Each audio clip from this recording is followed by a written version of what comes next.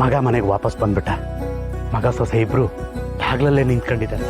ಈ ಖುಷಿನ ನಾನು ಹೆಂಗ್ ಹಂಚ್ಕೋಬೇಕು ಅಂತಾನೆ ಗೊತ್ತಾಗ್ತಾ ಇಲ್ಲ.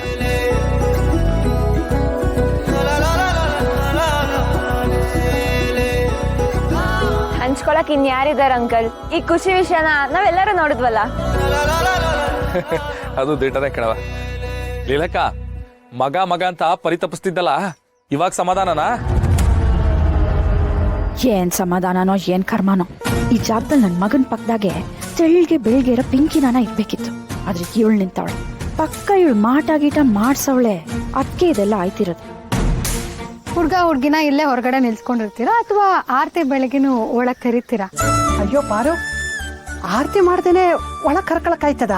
ಮಗಳು ಅಳಿಯ ಇಬ್ರು ಒಂದಾಗವ್ರೆ.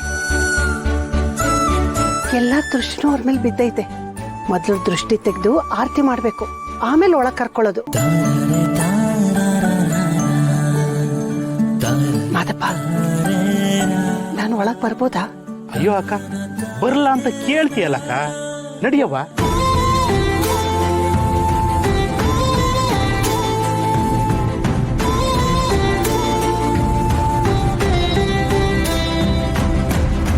ನಮ್ ಶಾರದಕ್ಕ ಈ ಮನೇಲಿದ್ದಾಗ ಮಗ ಸೊಸೆ ಇಬ್ರು ಅನ್ಯೋನ್ಯವಾಗಿದ್ರು. ಶಾರದಕ್ಕ ಮನೆಯಿಂದ ಆಚೆ ಹೋದ್ಮೇಲೆ ಮಗ ಸೊಸೆ ಇಬ್ರು ದೂರ ಆಗ್ಬಿಟ್ರು. ಈಗ ಮತ್ತೆ ಅಕ್ಕ ವಾಪಸ್ ಬಂದ್ಮೇಲೆ ಮಗ ಸೊಸೆ ಇಬ್ರು ಒಂದಾಗಿ ಬಂದವ್ರೆ.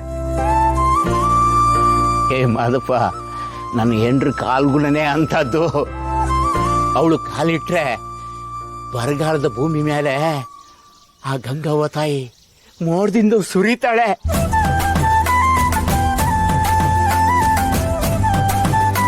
ಈ ಬತ್ತೋಗಿರೋ ಕಾಡಿನ ಮರಗಳು ಹಂಗೆ ಹಸಿರು ಹಸಿರಾಗಿ ಹೂ ಹಣ್ಣು ಫಲ ಕೊಡ್ತೈತೆ.